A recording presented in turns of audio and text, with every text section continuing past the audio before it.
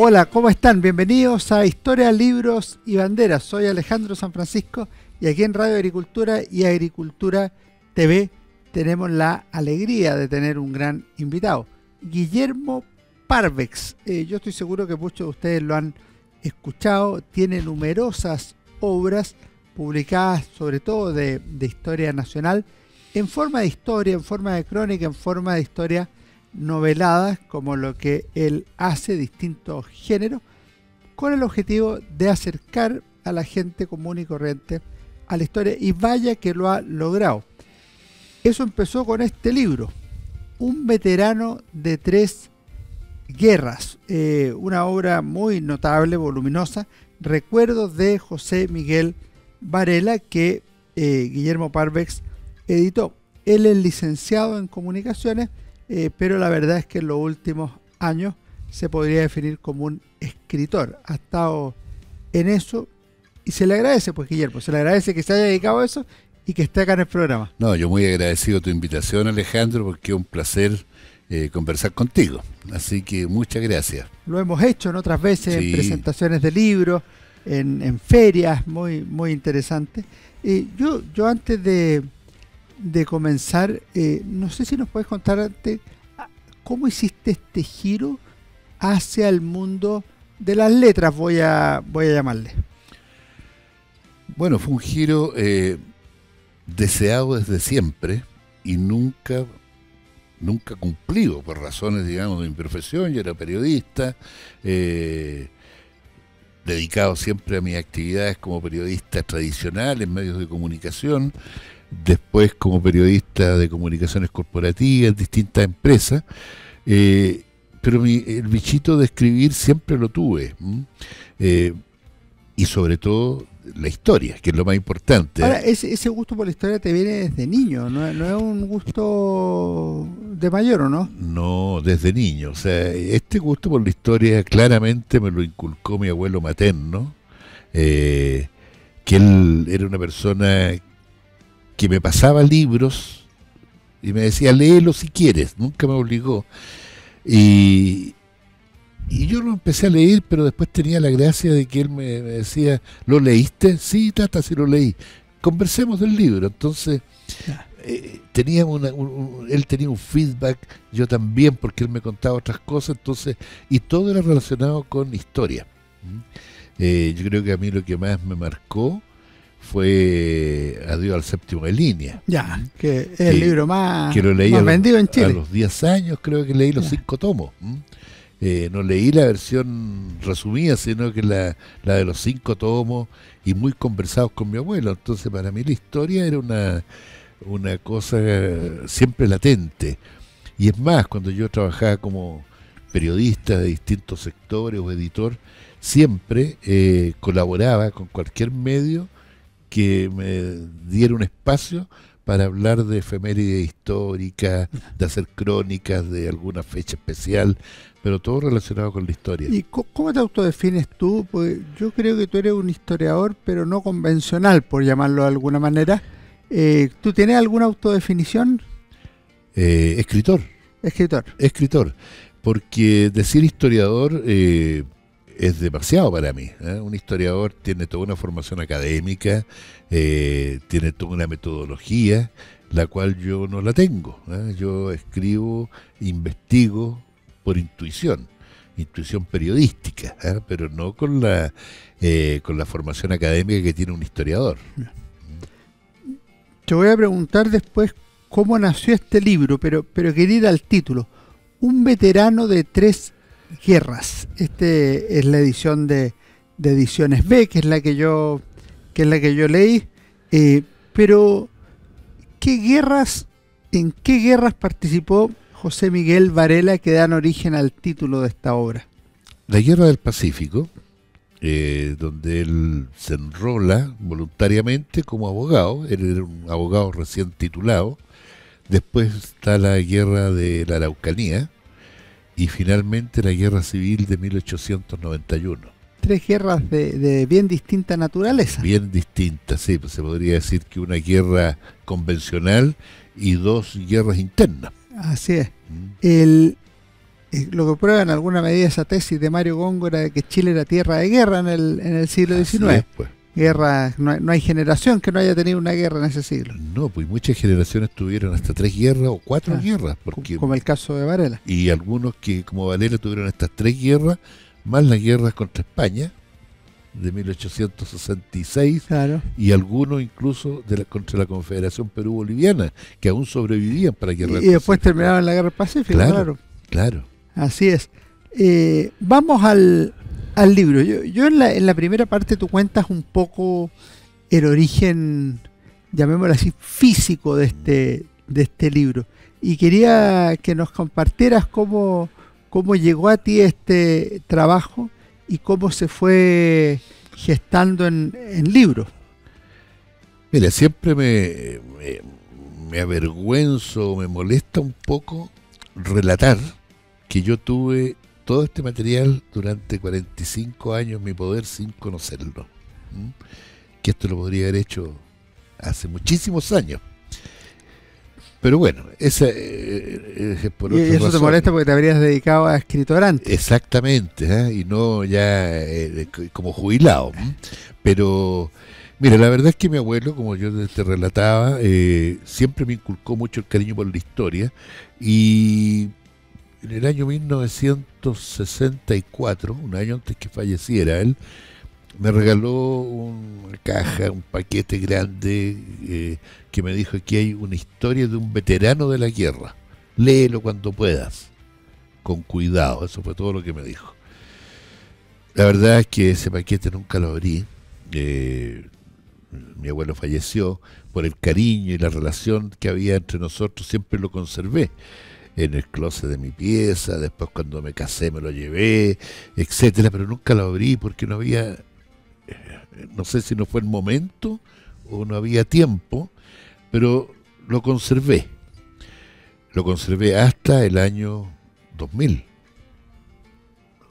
Sí, 2001, comienzo de 2001, cuando me decidí finalmente a abrir qué es lo que tenía eso, y me encuentro con 800 o 900 hojas sueltas de papel, una arriba de otra, de diferentes tipos, algunas con logotipo de Anglo American, otras con logotipo de la salitrera Germania, otros del hospital de Valdivia, de esas típicas hojas que tenían arriba, y todas escritas a mano, y la mayoría con lápiz carbón, y algunas con tinta, una tinta que ya estaba muy desteñida, porque la verdad es que yo eso no tuvo ninguna medida de conservación. Y ahí me di cuenta que esos apuntes eran de aproximadamente el año 1920. O sea, estamos hablando de cuando yo lo abrí, tenían más de 80 años. Y poco a poco fui comprendiendo una historia que me había contado mi abuelo de un veterano que él había conocido en Valdivia. Lo cual él no me dijo cuando me entregó los originales, sino que me dijo de un veterano de la guerra. Y ahí entendí yo que era resultado de dos cosas distintas, que después los comprendí al leer todo esto que me apasionó inicialmente. En la primera hoja me di cuenta que estaba ante algo interesante. Era la transcripción que mi abuelo hizo de las libretas de campaña de Varela. Pero además habían cosas que no estaban en la libreta de campaña y que mi abuelo se las preguntaba, seguramente a Varela, porque estaban escritas en tercera persona. Pregunta y respuesta. ¿Y usted qué hizo en tal fecha? Entonces, ahí me di cuenta que había ese ensamble de copia y de entrevistas, se podría llamar, aunque mi abuelo no tenía nada que ver con periodismo. Y los papeles estaban en muy mal estado, entonces yo dije, esto hay que rescatarlo como sea, después veo qué se puede hacer con esto, y me puse a transcribir tal cual. La transcripción, creo que saqué como 8 o 9 meses. Es mucho tiempo, porque la lectura ya es larga, muy entretenida, por cierto, pero son 677 páginas. Claro. De manera tal que yo imagino que transcribir eso tiene que haber sido una pega. Y además con mucha dificultad, porque de repente, deteriorado ya la escritura, habían nombres que yo no entendía, entonces dejaba los espacios, ponía las letras que entendía del apellido, por ejemplo, y dejaba el espacio. Al terminar la transcripción, que la hice en mis horas libres, leí lo que tenía en el computador y no tenía pies ni cabeza. Porque había, por ejemplo, en una misma página, había un relato de cuando Varela entró, por ejemplo, a Antofagasta, y después se tiraba una raya, y abajo había un relato de Varela estudiando Derecho en el Liceo de Concepción. No calzaban las fechas. No calzaban las fechas. Entonces yo, ¿qué es lo que empecé a hacer ahí? Fue a ordenar cronológicamente todo esto. Que es la forma como salió el libro al final. Como salió el libro. Después de eso empecé a investigar y vi que los estilos eran distintos y unifiqué el estilo a aquellas copias de las libretas de Varela. O sea, lo que mi abuelo escribía en tercera para hacerlo más fiel posible. Para hacerlo lo más fiel posible. Después vino la comprobación, porque yo no sabía si este par de viejitos, ¿no es cierto?, estaban haciendo una novela o estaban haciendo una memoria. Y ahí empezó el proceso de investigación, quién era José Miguel Varela. Me costó mucho a mí llegar incluso a la existencia real de él, porque conseguir un certificado de nacimiento hay que ir al archivo histórico del registro civil, seguir con el historial militar, el registro del Liceo de Concepción. ¿Y fueron calzando las cosas? Todo fue calzando bien. Y en lo que respecta a la actuación militar de Varela, calzó pero milimétricamente todo, porque cuando obtuve la hoja de vida, la hoja de servicio de él, las fechas, todo estaba perfecto. Habían algunas cosas que me costó mucho dilucidar, como por ejemplo que Varela hablaba de que él recién titulado se había ido a la guerra. Y yo me fui a la Corte Suprema a ver los títulos de abogado y no estaba ni en el año 1879 el título de Varela abogado, lo cual a mí me causaba extrañeza si era o no era abogado. Pero finalmente me di cuenta que él retiró su título cuando volvió de Lima. Y por eso la fecha era... Y la fecha era 1881, la de entrega del título de abogado. Ahora el chequeo que hice yo a la rápida, las cosas son bien consistentes. Hay cosas que se ve que él recuerda de una manera personal. Por ejemplo, un discurso de Balmaceda, si uno chequea el discurso puede no ser exactamente igual, porque él lo hace de memoria, más o menos en la línea que hace. Y así hay 2 o 3 cosas más. En lo demás es bastante consistente. Yo creo que sí, fíjate que porque con lo que yo... Ahora, perdón, todas las memorias son así. Sí. O sea, si alguien escribe su memoria hoy día, va a decir cosas que son verdad, consistentes, y otras que se va a acordar distinto de cómo fue la realidad. Exactamente. El tiempo transcurrido y además la perspectiva de la cual se está mirando, ¿no es cierto? Pero creo que resultó al final un buen trabajo, el cual una vez concluido llegué a la idea de que tenía que convertirse en un libro para contar esta historia. Pero eso se demoró 10 años en pasar. Otro turro. Sí. Oye, y una cosa que llama la atención al comienzo y que no tenemos por qué saberlo los chilenos, es que Varela, como tú dices, era abogado, había estudiado Derecho, y de repente se ve convertido en militar.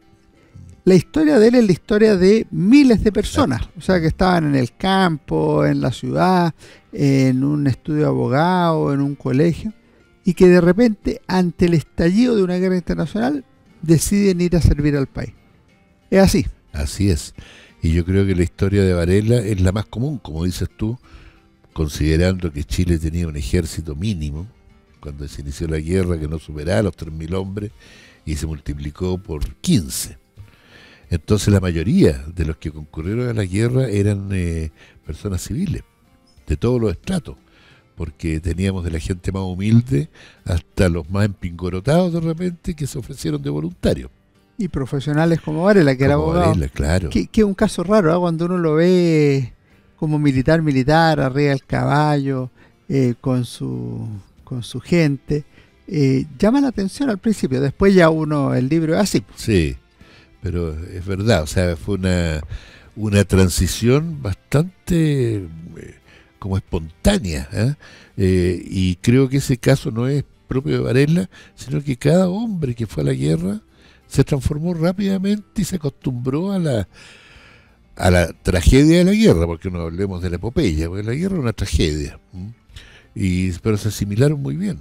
Te voy a preguntar eso a la vuelta de un pequeño alto, precisamente cómo vivió Varela la guerra del Pacífico, con sus dos partes, la nota de heroísmo, de patriotismo, de servicio, y la tragedia, el drama de la guerra. Volvemos de inmediato con Guillermo Parvex, un veterano de 3 guerras. Si anda buscando algún libro, este es un excelente libro para llenar las vacaciones de invierno, los fines de semana largos. Tiene mucho material y lo van a pasar muy bien. Guillermo, volvemos de inmediato.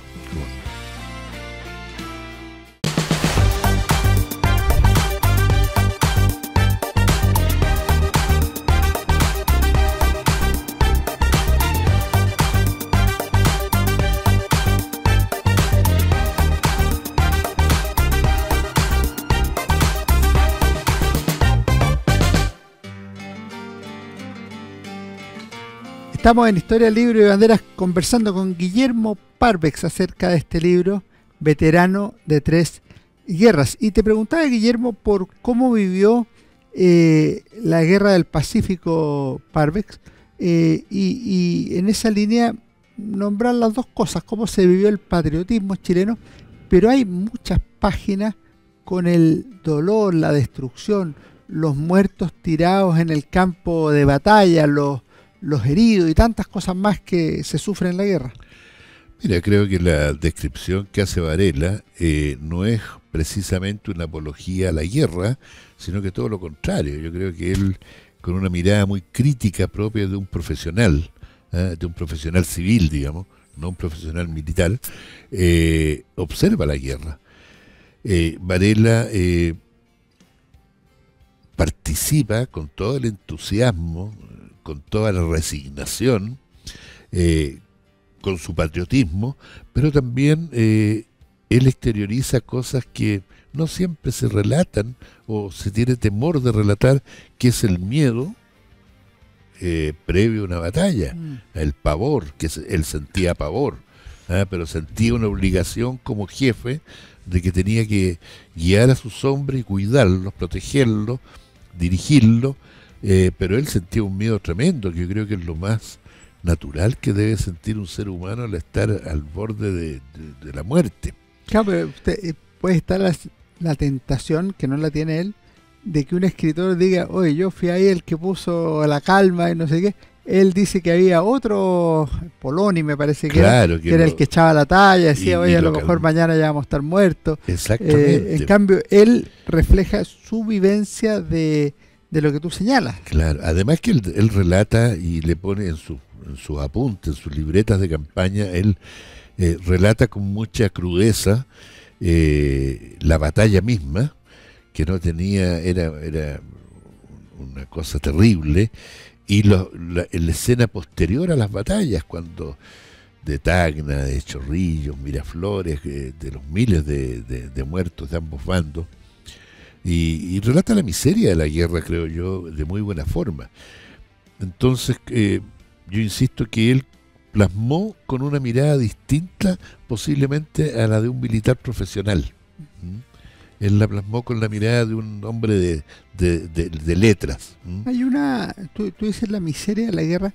Yo veo dos miserias. Una es la miseria de la guerra, cuando están los cuerpos botados ahí. En la práctica algunos los alcanzan a cubrir y a sepultar, y otros se verá lo que pasa. Y lo segundo es la miseria de la paz.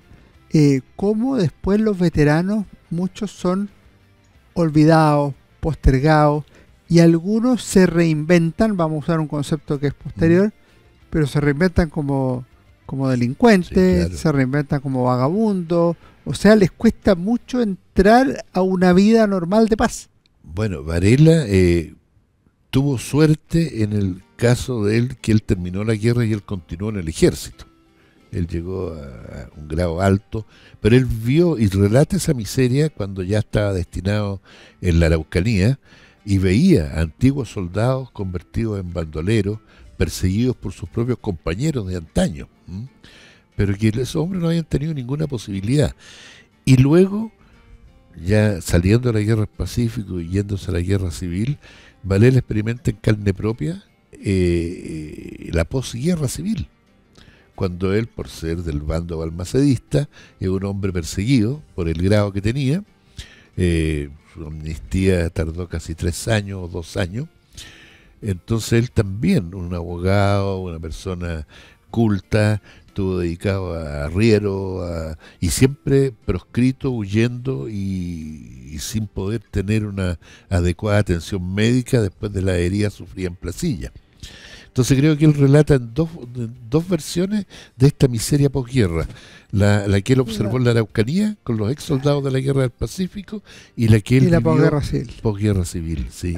Hay una cosa que también es impresionante, que obviamente tú la puedes leer en Adiós al séptimo línea, en cualquier historia de la Guerra del Pacífico, pero que aquí está narrada en primera persona, que es cruzar el desierto. Yo lo encuentro absolutamente impresionante y tremendo. Algunos se quedan en el camino, como al final terminan compartiendo el agua con el caballo. Bueno, a veces que el caballo se caiga y se enferme o se muera. Es bien duro ese proceso. Es muy duro y creo que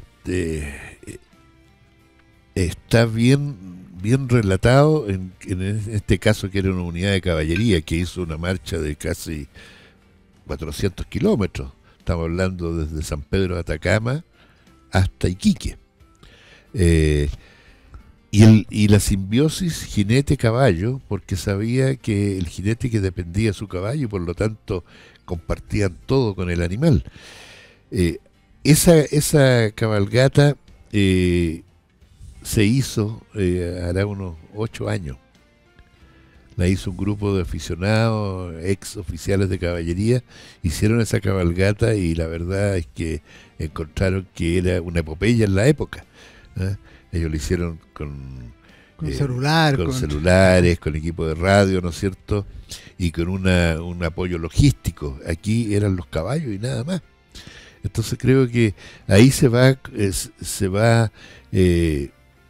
relatando cómo el hombre se va superando ante la adversidad, tanto del paisaje, del clima, y cómo se acostumbra, porque en el fondo Varela, si bien no era de la alta sociedad, era una persona que podría llamar de clase media, se asimila muy bien a todas estas vicisitudes y las supera, que es lo más importante. Y cómo disfrutaban después de eso de un baño, por ejemplo. Sí, claro. Que algo tan trivial, una tina con agua con jabón, que era como estar en el paraíso. Sí, claro.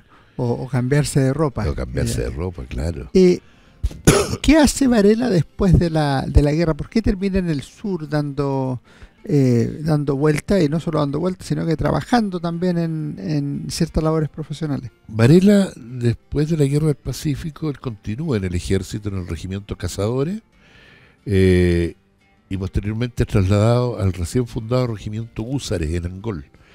Y él se va al regimiento Húsares como tercero oficial, y ahí le corresponde participar en las campañas de la pacificación, entre comillas, de la Araucanía, pero ahí asume un rol adicional, que él trae una amistad muy grande con un diputado de la zona, hermano del presidente Balmaceda, y es nombrado por el presidente jefe de la Comisión Repartidora de Tierras Fiscales. Y ahí se involucra mucho con el tema indígena y se enemista mucho con algunos locales. Con algunos locales, tanto latifundistas, militares, etcétera. El hermano era José Rafael. José Rafael del Carmen. Del Carmen. Todos eran José. Todos eran José, sí. Todos Era José Rafael del Carmen Balmaceda. Y ahí lo sorprende a él la guerra civil. Él se retira del ejército un poco antes de la guerra civil, justamente para evitar presiones de sus superiores por el trabajo que desarrollaba en la Comisión Repartidora de Tierra, pero al momento de iniciarse la guerra civil, él es reintegrado al ejército y bueno, sabemos que llega a Santiago, combate en Placilla. Eso lo vamos a ver, ¿ah? No nos Ya, adelantemos bueno, todavía. ya. Pero por Tú ejemplo, dices posterior a eso. no, entre la guerra del Pacífico y la guerra civil del 91. Esa es la misión que cumple. Esa es la misión. Claro. Ahora, es una misión que yo diría que combina elementos que son propios de su profesión de abogado con otros que son propios de la profesión militar.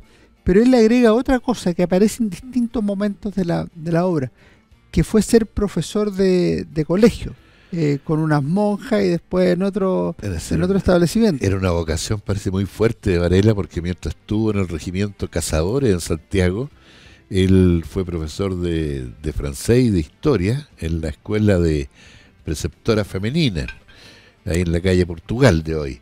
Con las monjas francesas. Las monjas francesas. Y cuando está ya en Temuco, él como ayudante del jefe de la plaza de Temuco, se funda el Liceo de Temuco y es invitado a formar parte del profesorado como profesor de francés. En ese tiempo no existía la ley de incompatibilidad de los empleados públicos, por lo tanto un militar podía ser militar y ser profesor en un liceo, o incluso podía ser parlamentario. Pero ahí dice que le llegaba los viernes completos a hacer clases. Completo, y por eso él aceleraba sus visitas, sus giras, y disfrutaba mucho con sus alumnos. Fue una vocación que él la tuvo, yo creo que desde siempre, y no tuvo mucho tiempo como para poderla desarrollar. ¿En la época él escribía en algún medio de prensa o no? Sí. Él tiene algunos escritos que yo he encontrado posterior al libro, después de que me han llegado por gente que los ha descubierto, especialmente en Valdivia y en Temuco. Columnas que él escribía de opinión. Él tiene algunas columnas en el diario El Colono de Aysén, de Angol, relativas al periodo previo a la guerra civil. Que él hizo algunas columnas de opinión, y después tiene varias columnas, pero ya más sociales, en Valdivia, cuando ya en la última etapa de su vida, sobre todo relacionadas con el altruismo, ayudar a los más desposeídos, que esa fue su misión final en su trayectoria. Que era una vocación personal, no tenía que ver con las pegas que había hecho previamente. Entonces tuvo esporádicas publicaciones en medios de comunicación en Temuco, Valdivia y Angol. Perfecto. Sí. Y lo otro, en términos familiares, uno ve que tiene familia en Melipilla, que en otras ocasiones se queda en Santiago, que tiene un par de amores potenciales por lo menos. A una le dejó de escribir durante la guerra, cuando le llegaban cartas y cartas, y él dijo no escribo más.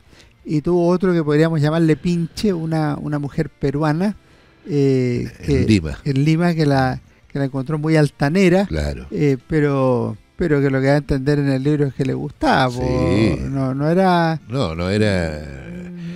sí le gustaba. Y la verdad es que él tuvo una vida, yo creo que sentimentalmente bastante más amplia y profunda de lo que él dejó en sus memorias. Por hechos que uno va descubriendo después. Pero como yo en este libro me dediqué a escribir lo que él dejó, después me van llegando a mí algunos antecedentes. Por ejemplo, él se casó con una chileno-italiana que falleció. Después se casó con otra dama de Santiago, pero dicen que era picaflor. Eso dicen algunas... ¿La mala lengua o algún antecedente? Algunas crónicas dejan entrever eso, crónicas de revistas de Valdivia del año 1920, 1930, que lo relataban, porque era todo un personaje él en Valdivia. Entonces siempre andaba muy elegante, con un tremendo clavel en la solapa. Entonces hay una que sale una descripción, dice: ayer se vio a don José Miguel Varela en el paseo de la Costanera con su infaltable clavel. Era que no, si es un picaflor, decía. Entonces esas cosas dan a entender que era medio picado la araña, como se dice. Ahora, una última pregunta antes de hacer un alto. En su labor como militar, ¿le servía haber sido abogado? Porque como que era una persona que lo llevaban a algunas tareas que al parecer exigían ser un letrado o cosas por el estilo. Bueno, recién entrado al ejército, él, o ya recién en campaña, siendo un alférez, que es el grado más bajo de los oficiales, él fue nombrado juez de San Pedro de Atacama y Calama. Claro. Juez civil, no militar, por el hecho de ser abogado. Esa fue una tarea que él la realizó durante 2 meses y medio, un poquito más. Siempre en las unidades en que estaba se le pedía de que él iniciara los sumarios o que defendiera a alguien en algún juicio militar como abogado defensor. De hecho, él defendió, cosa que me enteré después del libro, él tuvo que defender a algunos chilenos, algunos peruanos que fueron detenidos después de la toma del Morro de Arica, acusados de hacer estallar las minas desde el hospital de Arica, y fueron sometidos a un sumario, a un consejo de guerra, y él fue designado para defender a 2 de esos peruanos. Yeah. Ahora le fue mal, porque lo fusilaron a todos igual, pero a él siempre lo escogían así para estas tareas. Por su estudio. Lo mismo en Lima, para el asunto de no como abogado, pero sí como una persona de letras culta, para poder seleccionar los libros de la biblioteca para traer a Chile. Entonces siempre andaba su profesión dando vuelta, y después, cuando era ya capitán, por el hecho de ser abogado, Balmaceda lo deja en esta tarea de jefe de la Comisión Repartidora de Tierras de la tierra. Claro. Qué bueno que dice eso, porque a la vuelta de este último alto vamos a conversar sobre la Guerra Civil de 1891. ¿Cómo no? Estamos conversando con Guillermo Parvex, un veterano de 3 guerras, un gran libro. Además, cuando busquen ahí en Google o en la inteligencia artificial a Guillermo Parvex, hay otros libros muy interesantes y valiosos que pueden conocer de él, y que esperamos invitarlo a conversar aquí en Historia Libre y Banderas más adelante. Volvemos de inmediato.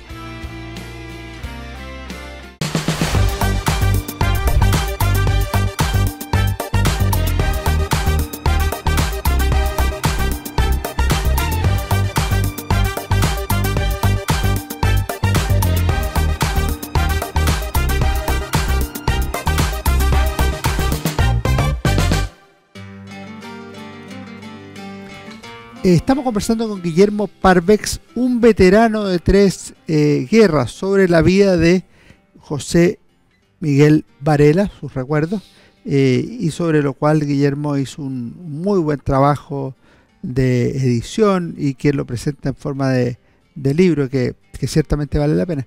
Guillermo, pocos años después de la Guerra del Pacífico, una guerra internacional que con todo su drama le sirve al patriotismo chileno, se produce la Guerra Civil de 1891, que por el contrario es una vergüenza, o sea, un país que no es capaz de solucionar sus problemas, que todos lo tienen, por vía pacífica, y terminan enfrentándose 2 ejércitos a la larga. ¿Cómo se dio eso específicamente también en el caso de Varela? Porque él dijo en algún minuto: yo juré lealtad al presidente Balmaceda, yo me comprometí con Balmaceda.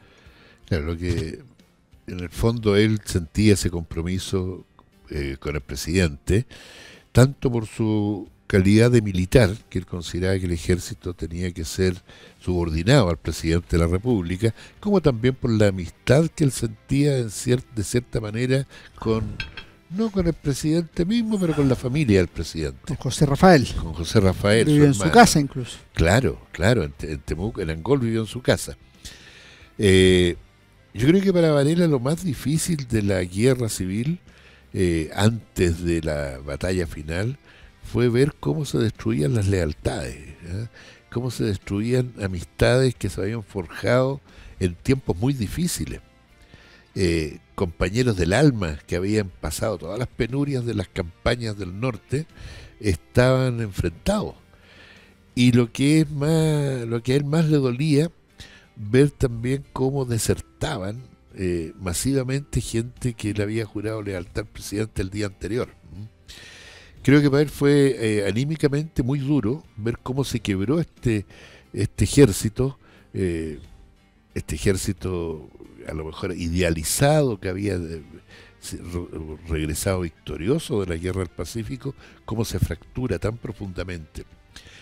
Y después él relata, y que eso fue así, la crueldad que se ve en las batallas. O sea, vamos a ir a la crueldad, pero antes quiero volver a uno de los puntos que tú señalaste.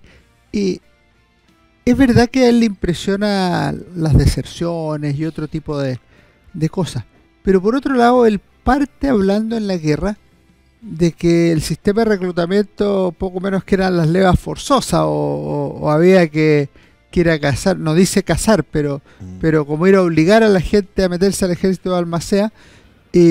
Y por otro lado, en las guerras civiles, no sé cómo lo ves tú, pero se produce esta lógica de que la lealtad teórica a un principio, al presidente de la República, a las instituciones republicanas, al final se ve contrastada o confirmada con la práctica. Y la práctica tiene todas las vueltas que tiene la vida. Exactamente. No, yo concuerdo contigo en ese sentido de lo que recuerdas de Varela, que él sabía que era un ejército débil, y era un ejército débil pese a ser muy grande, era muy superior al ejército del Congreso en cantidad de efectivos, 3 veces, pero los efectivos paralizaron todas las obras del ferrocarril que se estaba construyendo al sur, y a todos los carrilanos, como se le llamaba a los obreros de ahí, los reclutaron. Y eso, tú estabas llevando gente que no sabía si era afecta, contraria, o si tenía algún interés, por lo tanto eran soldados de muy baja calidad de adhesión al ejército balmacedista. Algo que creo que no ocurrió en el ejército congresista. Que era más comprometido. Era más comprometido porque se hizo todo un trabajo previo en la salitrera. Entonces ellos luchaban primero empezaron a luchar casi por independizarse del gobierno de Santiago en el norte. Y todos los obreros, y la mayoría de los obreros de la salitrera fueron mucho más, yo creo que lucharon con mayor convencimiento que los militares balmacedistas, y además con una mejor dirección militar. Ahora volvamos a lo que tú me estabas diciendo.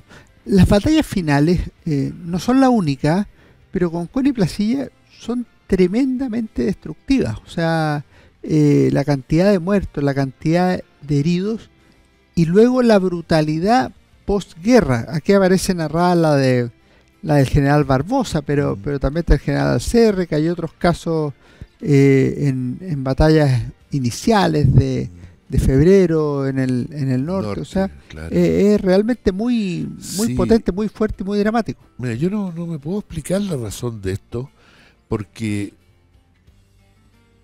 es cierto que los soldados chilenos no fueron ángeles en la guerra del Pacífico, ¿no es cierto? Todos lo sabemos, pero cuesta entender que entre chilenos hayan sido mucho más sanguinarios, si esa es la palabra. Se cometieron, te digo, atrocidades terribles desde las primeras campañas. Hay que recordar la batalla de Pozo Almonte, cuando, ¿no es cierto?, el coronel Robles estaba en una carpa de la Cruz Roja, una ambulancia, claro, atendido por los médicos, y lo sacan, lo descuartizan y lo mandan amarrado en la trompa de una locomotora para Pisagua. Cosas que uno dice, ¿por qué? Ahora, veamos el tema de las batallas de Concón y Placilla. Hubo un repase de heridos, pero sin ningún miramiento. Hubo más muertos y heridos que en Chorrillos y Miraflores. Claro que sí. Y si vemos los muertos en acción en la Guerra del Pacífico, porque la cantidad de fallecidos es mayor en la Guerra del Pacífico, contando gran cantidad de enfermos, pero heridos o muertos en combate es menor que la gente muerta en la Guerra Civil. Si consideramos las matanzas posteriores al triunfo congresista. Cuando, ¿no es cierto?, en Valparaíso, en Santiago y en muchas otras ciudades andaban cuadrillas buscando a los familiares o adictos a Balmaceda y quemaban sus casas, los días mataban, de saqueos los saqueaban. En Valparaíso fue muy grande. Entonces cuesta entender esa odiosidad tan grande ahora, entre soldados. Varela da una clave. Él dice, que además me gustó mucho, porque es mi tesis de la Guerra Civil del 91, que lo que provoca la Guerra Civil del 91, entre otras cosas, es el odio político y la intervención de los militares en política. Lo que dice Varela es que él en la Guerra del Pacífico, esto es muy curioso, había tenido adversarios, pero solo en la Guerra Civil del 91 tuvo enemigos, sí, que es bien fuerte, y eso es propio de la dinámica del odio político. Claro. Claro, eso él lo repite ahí y tiene razón, ¿no? Tuvo enemigos, ¿no? Pero es tremendo. Claro, es muy grave. Así que yo creo que un buen relato de la Guerra Civil, y creo que es bueno que la gente lo entienda para que siempre estemos atentos a no seguir avanzando. Hay que estar alerta a las escaladas de odio. Es que las escaladas son rápidas. Sí. Son rápidas. Tú como historiador lo sabes mucho mejor que yo. De un conflicto verbal se puede pasar rápidamente a una batalla, ¿no es cierto?, intelectual, y de esa batalla intelectual pasar a una guerra civil. Y eso hay que evitarlo porque son terribles. Ahora los desastres no solo son en muertos y heridos, sino en las consecuencias. ¿Cómo ves a Varela después de la Guerra Civil? Porque la pasó re mal. Tiene una virtud, los que lo haya pasado tan mala, dijo que en la soledad tuvo tiempo para comenzar a escribir y ordenar sus recuerdos. Y eso verdad. Por lo menos es un valor histórico tremendo. Ahí nos dejó mucho, ¿eh? Claro, pero también fue una época muy triste, porque él, cuando ya es proscrito como oficial, borrado del escalafón del ejército, se le quita su pensión y todo, herido, prófugo, él siente una decepción muy grande del Estado. O sea, no era solamente del gobierno de Montt, era del Estado, lo que lo hace incluso en un momento determinado botar sus medallas, sus diplomas, tirarlo a un canal. Estaba desafecto. Estaba desafecto total. Pero, claro, tuvo el tiempo de meditar y de empezar a tomar apuntes de sus vivencias, que mucho lo había tomado en la Guerra del Pacífico. Claro, ella seguramente escribiendo cosas. Claro, seguramente después se puso al día. Pero creo que nos deja con su pensamiento, con su sentir, nos deja una buena lección de lo triste que es cualquier guerra, pero especialmente una guerra interna. Es lo peor que le puede pasar a un país. Exacto. Guillermo, estamos llegando al final del programa y como tú sabes, aquí en Historia Libre y Bandera le pedimos a nuestro invitado alguna recomendación de libro, que nos cuente algún libro que te haya marcado por alguna razón. Bueno, libros que me han marcado son bastantes, pero estoy de uno de esos libros que me marcó en mi niñez, que no vamos a decir cuándo fue, pero fue en otro siglo, y lo estoy releyendo con mucho agrado, es Recuerdos del Pasado, de Vicente Pérez Rosales. Yo no me atreví a abrirlo el libro porque tenía tan buenos recuerdos de él, que dije a lo mejor ahora lo voy a encontrar distinto y no tan bueno, pero la verdad es que me ha apasionado igual que cuando tenía 15 años. Y el otro, un libro muy reciente, que es una novela histórica de un abogado, Andrés Valenzuela, que se llama Mujeres en la Guerra del Pacífico. Un libro que salió hace muy poquito y que la verdad lo encontré muy bueno y da un muy buen relato de las mujeres que participaron en ese conflicto. Oye, y en un minuto final, ¿me puedes decir tu opinión sobre Adiós al Séptimo en Línea, que te lo leíste siendo niño?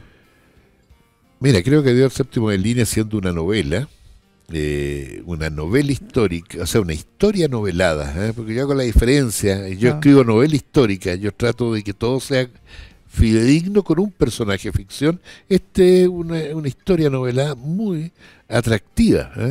Creo que sigue siendo, debe seguir siendo el libro más vendido de Chile, en toda su... Más de 1 millón de copias. Más de 1 millón de copias. Y creo que es un libro que tiene un gran mérito, que es atraer al lector a adentrarse en la historia. Yo lo leí ese libro teniendo 10 años y creo que fue el impulsor que me llevó a mí a acercarme a leer, a investigar y finalmente a escribir historia. Se lo agradecemos entonces a Jorge Nostroza. Muy agradecido a Jorge Nostroza por su mejor obra. Yo aprovecho, no se pierdan este libro de Guillermo Parvex, un veterano de 3 guerras, lo van a pasar muy bien, van a aprender historia y van a poder recordar algunas cosas que hemos comentado en este programa. Guillermo, no sabes la alegría de haberte tenido, lo habíamos pospuesto por distintas razones, incluso de salud, pero ya estamos aquí y la verdad es que tienes tu casa, pues. Cuando tengas una obra nueva, no te olvides nos mandas y vemos agendar aquí una reunión. Muchas gracias, Alejandro. Realmente ha sido un agrado esta conversación con una persona de tu talla, de historiador, ¿no es cierto? Y me alegro mucho de verte también, pues, después de pasar por momentos muy críticos. Muchas gracias. Así que tenemos a Alejandro San Francisco para mucho rato, espero, y cuando quieras puedo venir por acá, pues. Muchas gracias, Guillermo. Ustedes no se vayan porque viene mi recomendación de libros como cada semana. Hola, ¿cómo están? Soy Alejandro San Francisco y en Historia, Libros y Banderas de esta semana queremos recomendar esta obra de Rafael Mellafe y Mauricio Pelayo, La Guerra del Pacífico, en imágenes, relatos y testimonios. Es una obra muy completa sobre uno de los acontecimientos más importantes de la historia de Chile, como fue ese conflicto bélico que enfrentó a Chile con sus vecinos del norte, Perú y Bolivia, a partir de 1879. Tiene drama, tiene heroísmo, tiene elementos patrióticos y el acompañante habitual de la guerra, como es la muerte. Aquí podrán aprender mucho de forma cronológica de las batallas, de los héroes, de los grandes personajes y de cómo vivió el ejército y el país, Chile, aquellos años tan relevantes de la historia nacional. Una buena lectura, La Guerra del Pacífico en imágenes, relatos, testimonios. Rafael Mellafe y Mauricio Pelayo. Hay distintas ediciones, esta es del Centro de Estudios Bicentenario. Que estén muy bien, nos vemos en nuestro próximo programa.